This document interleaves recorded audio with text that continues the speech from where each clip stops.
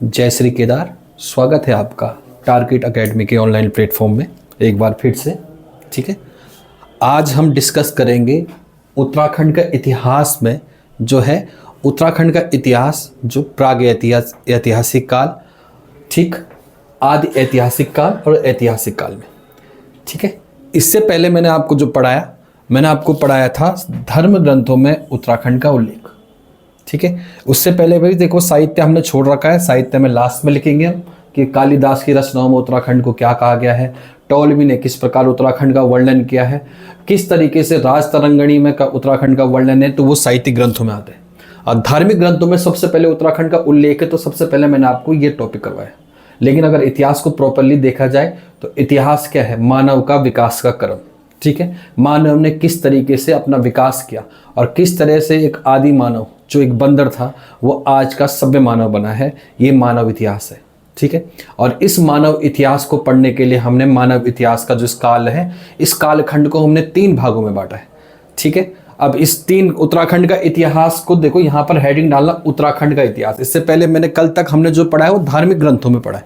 ठीक है, अभी डिट्टो ये डायग्राम जैसा बना है, इसको अपनी कॉपी में बना देना और इसको इस तरीके से बनाना कि उत्तराखंड का इतिहास। ठीक है, और उत्तराखंड के जब इतिहास को पढ़ेंगे या हम भारत के इतिहास को पढ़ेंगे तो हम सबसे पहले पढ़ेंगे कि जब मनुष्य हुआ, जब मनुष्य ने प्रगति करी, जब आदमी जो है बंदर से सभ्य बन रहा था, तो उसका प्रोसेस, तो उसका जो प्रोसेस है लाखों करोड़ों वर्ष का समय लगा है इस काल में आने को, मनुष्य को ऐसे बुद्धिमान मानव बनने में, इस समय में आने के लिए, जो वर्तमान समय है, इस काल में आने के लिए मनुष्य को हजारों करोड़ों साल लगे।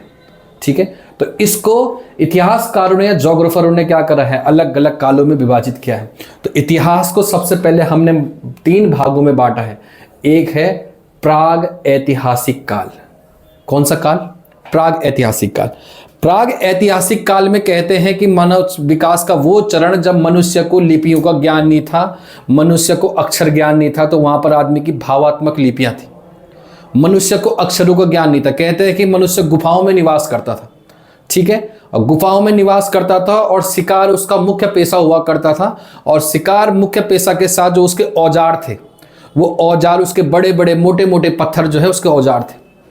ठीक है, तो ऐसे काल को प्राग ऐतिहासिक काल कहा गया। इस प्राग ऐतिहासिक काल को भी जोग्राफरों ने या भूगोल वेताओं ने 3 भागों में बांटा है।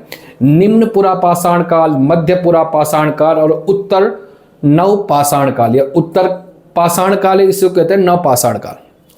ठीक है, इतिहास को 3 भागों में बांटा गया है। प्राग ऐतिहासिक काल, आद्य ऐतिहासिक काल और ऐतिहासिक काल। एक बार फिर से देखिए, इतिहास को 3 भागों में बांटा है, 1, 2 और 3। इसमें हम सबसे पहले प्राग ऐतिहासिक काल को पढ़ रहे हैं। प्राग ऐतिहासिक काल में इतिहास का वह काल जब मनुष्य गुफाओं में निवास कर रहा था, तो यहां पर मनुष्य के साक्ष्य गुफाओं से मिलेंगे। ठीक है, मनुष्य की जो संस्कृति का है उसके गुफाओं में मिलेंगे, बड़े बड़े पत्थरों पे या बड़े बड़े पसेल आकृतियां मिलेंगी, पाषाण आकृतियां मिलेंगी। तो उस काल को प्राग ऐतिहासिक काल कहा गया है। और इस प्राग ऐतिहासिक काल को भी इतिहासकारों ने, जोग्राफरों ने क्या है, एक लंबे अंतराल में बांटा है, जिसमें उसने कहा है कि निम्न पुरापाषाण काल, मध्य पुरापाषाण काल और नवपाषाण काल।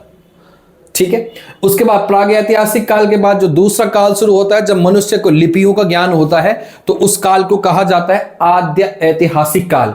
इस काल में वेद, पुराण, उपनिषद लिखे गए और धार्मिक ग्रंथ जो है, धार्मिक ग्रंथों की रचना भी इसी काल में हुई है, आदि ऐतिहासिक काल में।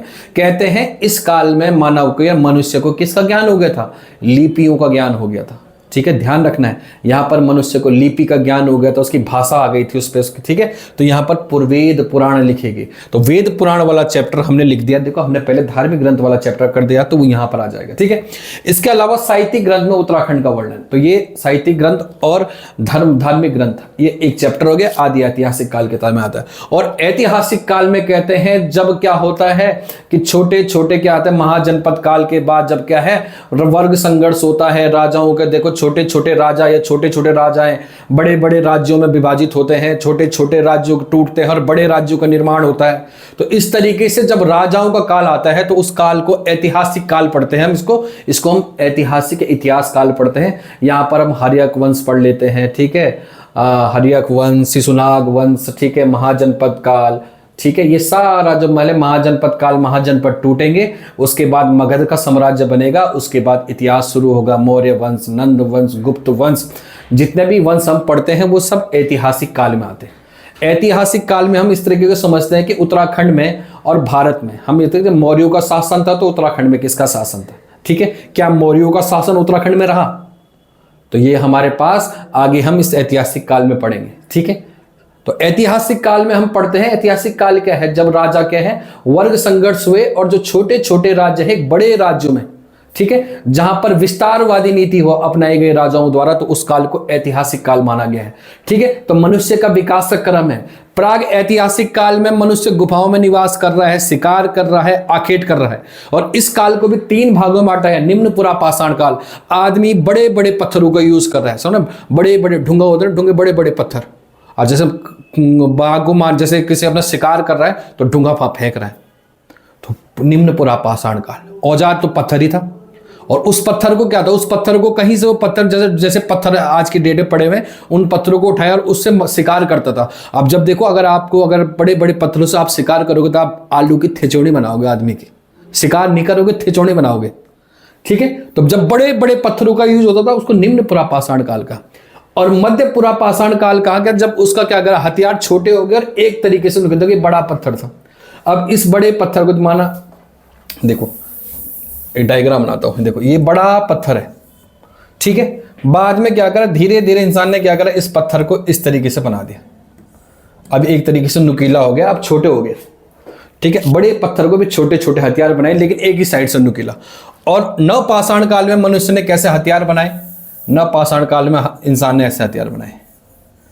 अब फेंक के मारेगा, देखो चारों तरफ से, देखो अब देखो शिकार करने में कौन से हथियार आसान होंगे, बड़े बड़े पत्थर या छोटे नुकीले पत्थर या चारों तरफ से नुकीले पत्थर। तो चारों तरफ से नुकीले पत्थर ज्यादा कारगर होंगे, ठीक है।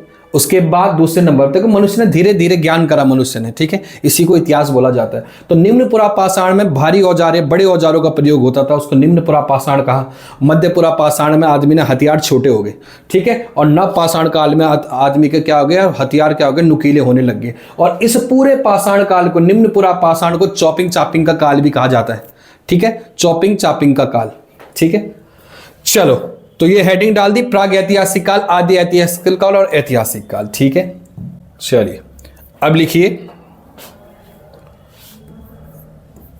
हेडिंग डालिए, उत्तराखंड में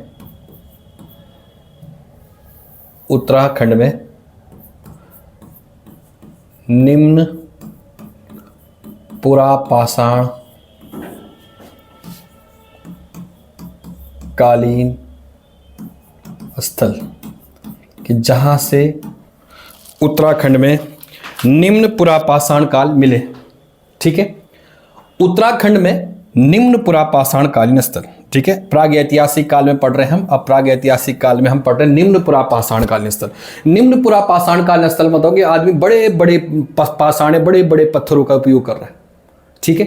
तो पुरा पाषाण काल का जो स्थल मिले हैं उत्तराखंड में, ये पुरा पाषाण कालीन स्थल, इनको ढूंढने वाले 2 लोग हैं। एक का नाम है केपी नौटियाल, क्या नाम है, केपी नौटियाल, ठीक है। दूसरे, ठीक है, इतिहासकार का नाम है एमपी जोशी, क्या नाम है, एमपी जोशी। एमपी जोशी और केपी नौटियाल ने उत्तराखंड में निम्न पुरा पाषाण कालीन स्थलों की खोज करी है। और जो निम्न पुरा पाषाण कालीन स्थल मिले हैं, सबसे पहले देखो कहाँ मिले हैं, इनको जगह याद रखनी है इसमें, बस कहाँ कहाँ मिले हैं ये आएगा क्वेश्चन। उत्तराखंड में निम्न पुरा पाषाण कालीन स्थल कहाँ मिले हैं, तो सबसे पहला आएगा यमुना घाटी। अब कहाँ है यमुना घाटी, यमुना घाटी कहाँ है, कालसी से ऊपर, कहाँ, कालसी से ऊपर, कालसी से ऊपर, ठीक है, यमुना घाटी। उसके बाद दूसरा कमल नदी। कमल नदी कहां बहती है, पुरोला, उत्तरकाशी। और इसी कमल नदी को किस बोलते हैं, पुरोला को बोलते हैं कमल नदी का वरदान। क्या बोलते हैं पुरोला को? कमल नदी का वरदान। पुरोला घाटी को कमल नदी का वरदान बोलते हैं। और पुरोला घाटी में क्या है? लाल चावल के प्रसिद्ध है। किसके लिए प्रसिद्ध है? लाल चावल के लिए। और लाल चावल को जीआई टैग मिला है। ठीक है, तो पुरोला का फेमस क्या है? लाल चावल। और किस नदी घाटी में मिलता है? कमल नदी। और इसी कमल नदी घाटी में निम्नपुरा पाषाणकालीन स्थल मिले हैं उत्तरकाशी में। तीसरा लिखो अलकनंदा घाटी। देखो हमने पढ़ा ना, हम सबसे पहले सभ्यता पढ़ते तो नदी किनारे बसे हैं, तो यहाँ भी है नदियों के किनारे बसे हैं, अलकनंदा घाटी। ठीक है, अलकनंदा घाटी में एक विलेज आता है श्रीनगर के पास, इसको ध्यान रखना, थापली गांव। कौन सा गांव? थापली गांव। इसको अंडरलाइन कर देना रे, थापली गांव को, इंपॉर्टेंट है। कहाँ से मिला है? थापली गांव। थापली गांव पड़ता है श्रीनगर के पास। ठीक है, अगला है, चौथा है राम गंगा घाटी। राम गंगा घाटी। राम गंगा घाटी है अल्मोड़ा में। कहाँ है? अल्मोड़ा में। ठीक है, राम गंगा घाटी के बाद आता है खुटानी नाला। और खुटानी नाला पड़ता है नैनीताल में। कहाँ पड़ता है? नैनीताल में। खुटानी नाला पड़ता है नैनीताल में। इसके अलावा छठा जो जगह पड़ी है, अगर हमें मिलते हैं निम्नपुरा पाषाणकालीन स्थल, वो पड़ता है आदि बद्री। आदि बद्री को मैंने कहा था, आदि बद्री में कहाँ है? चमोली में। आदि बद्री चमोली। तो उत्तराखंड में निम्नपुरा पाषाणकालीन स्थल यमुना घाटी, कमल नदी घाटी, अलकनंदा नदी के थापली गांव, रामगंगा घाटी अल्मोड़ा, खुटानी नाला नैनीताल और आदि बद्री से प्राप्त हुए हैं। ठीक है, बहुत इंपॉर्टेंट है निम्नपुरा पाषाणकालीन स्थल। और उत्तराखंड में निम्नपुरा पाषाणकालीन स्थलों की खोज बोला जाता है, किसने ढूंढी है? केपी नौटियाल और एमपी जोशी ने। एक केपी नौटियाल थापली गांव को बोलता है, और ये जो थापली गांव, अलकनंदा नदी घाटी, ठीक है, इसके साथ साथ कमल नदी, ये केपी नौटियाल बताते हैं कि ये क्या है? ये निम्नपुरा पाषाणकालीन स्थल यहाँ से प्राप्त हुए हैं। तो इंपॉर्टेंट है इसको, ठीक है, लिख देना इसको।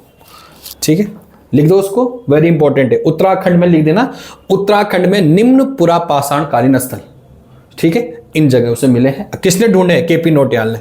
सबसे पहले तो इंपॉर्टेंट ये है कि निम्नपुरा पाषाणकालीन स्थल किसने ढूंढे हैं? केपी नौटियाल ने।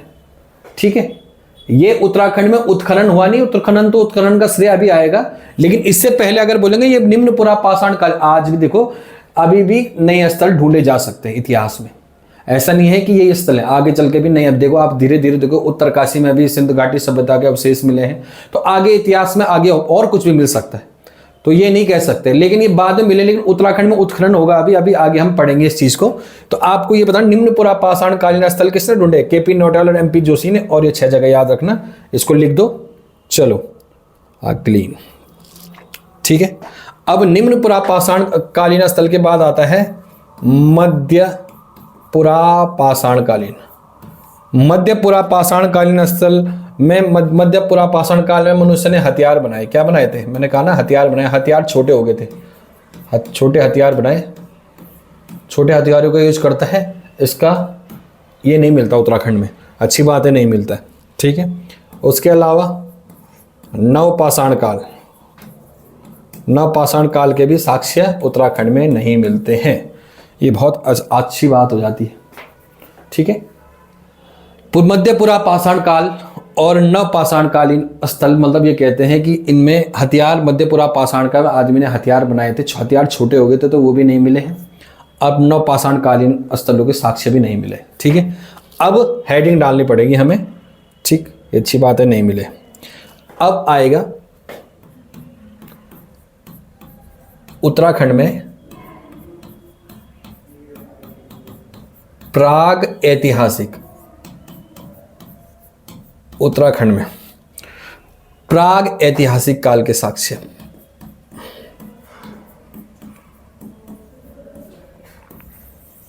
उत्तराखंड में प्राग ऐतिहासिक काल के साक्ष्य। अब प्राग ऐतिहासिक काल मैंने किस काल को कहा? जिस काल में मनुष्य गुफाओं में रहता था। अब हम कहते हैं जब मनुष्य गुफाओं में रह रहा है उस काल को प्राग ऐतिहासिक काल का हमने, उसको हमने निम्न पुरा पाषाण काल, मध्य पुरा पाषाण काल और नवपाषाण काल में बांटा है। ठीक है। तो अब हम प्राग ऐतिहासिक कालीन के साक्ष्य मिले हैं, तो साक्ष्य कहां से मिले? गुफाओं से। मनुष्य कहां रहा? गुफाओं में। तो अभी मनुष्य के गुफाओं में रहने का जो है उल्लेख मिलेगा, तो वो प्राग ऐतिहासिक काल में माना गया है, ठीक है। तो सबसे पहले अब लिखो यहां पर, देखो स्टार पॉइंट लिखना, और बहुत इंपॉर्टेंट है। उत्तराखंड में प्राग ऐतिहासिक कालों के साक्ष्य गुफा चित्रों से मिले हैं। उत्तराखंड में प्राग ऐतिहासिक कालों के साक्ष्य किससे मिले हैं? गुफाओं से, गुफा चित्रों से मिले। भारत में जो सबसे पुरानी गुफा है, सबसे पहली ढूंढी गुफा है, वो है भीमबेटका गुफा, ठीक है। और उत्तराखंड में देखो, अब हम उत्तराखंड की बात करेंगे, भारत की बात नहीं करेंगे। भारत में भीमबेटका है, ठीक है। उत्तराखंड में क्या होता है? उत्तराखंड में जो उत्खनन जो होता है, ये रिसर्च का काम जो शुरू होता है, ये होता है 1856 में। वेरी इंपॉर्टेंट है, देखो पेपर में आया हुआ, ध्यान से लिखना है इसको। उत्तराखंड में उत्खनन,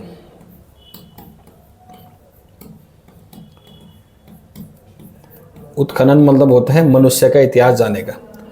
उत्तराखंड में उत्खनन, ठीक है, उत्खनन की शुरुआत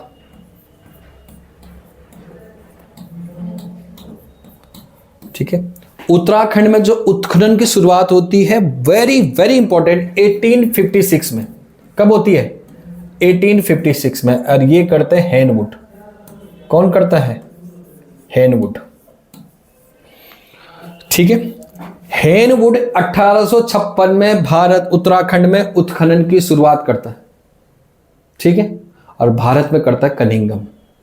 कौन करता है? कनिंघम।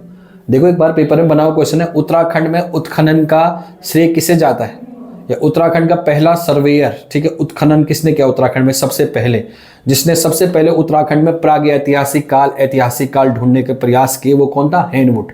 हेनवुड ने 1856 में सबसे पहले उत्तराखंड में प्राग ऐतिहासिक काल होने के वर्णन किया, या उसका प्राग ऐतिहासिक काल के साक्ष्य ढूंढे। किसने ढूंढे? हेनवुड ने। तो उत्तराखंड में उत्खनन का श्रेय किसको जाता है? हेनवुड। Very very important. अब भारत में किसको जाता है? कनिंघम को। अगर भारत के हिसाब से पूछा कि भारत में उत्खनन का श्रेय किसको जाता है, तो अब नाम आएगा किसका? कनिंघम का। इसको अगर यहां पे लिख देना, भारत में किसने करा? कनिंघम ने। और उत्तराखंड में 1856 में हेनवुड ने। हेनवुड ने 1856 में क्या करा? पाषाणकालीन कप मार्क्स ढूंढे। क्या ढूंढे? पाषाणकालीन कप मार्क्स।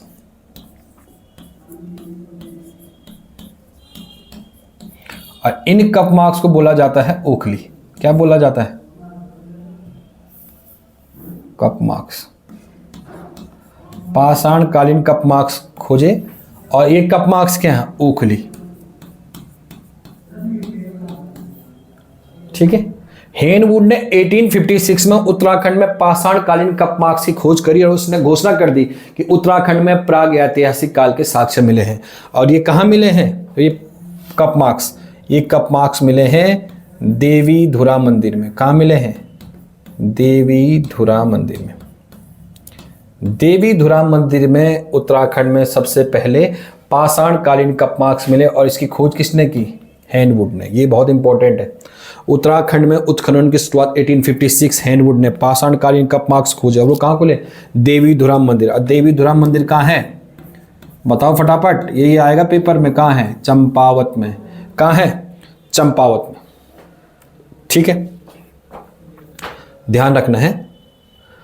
उत्तराखंड में सबसे पहले प्राग ऐतिहासिक काल जो मिला, प्राग ऐतिहासिक कालीन साक्ष्य जो ढूंढे, वो हेनवुड ने ढूंढे 1856 में, ठीक है।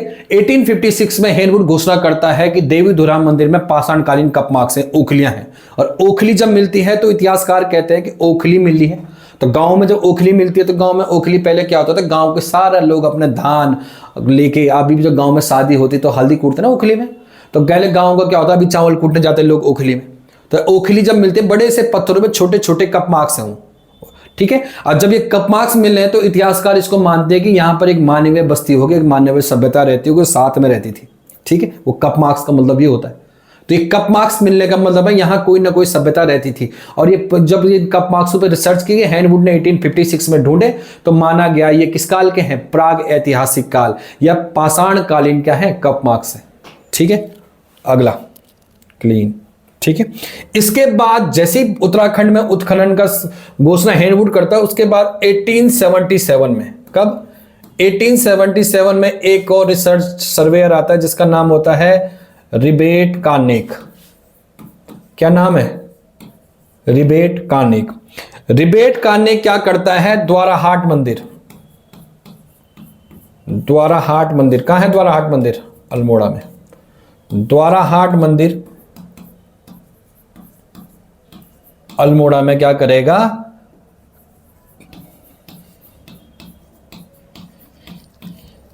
कप मार्क्स की खोज करेगा। तो द्वाराहाट मंदिर में पाषाणकालीन कप मार्क्स किसने ढूंढे? रिबेट कार्नेक ने। अगला फैक्ट ये होगा, है आराम से बना, 1856 हैंडवुड और 1877 रिबेट कार्नेक। रिबेट कार्नेक द्वाराहाट, अगर द्वाराहाट में बोलेंगे तो चंद्रेश्वर मंदिर। कौन सा मंदिर? चंद्रेश्वर मंदिर। द्वाराहाट के चंद्रेश्वर मंदिर में कप मार्क्स मिलता है, ठीक, ध्यान रखना, इंपॉर्टेंट है, ठीक। चलो आज के लिए इतना ही, ठीक है। अगली क्लास इसके बाद हम गुफाओं के बारे में पढ़ेंगे, ठीक है। Thank you. जय हिंद, जय उत्तराखंड।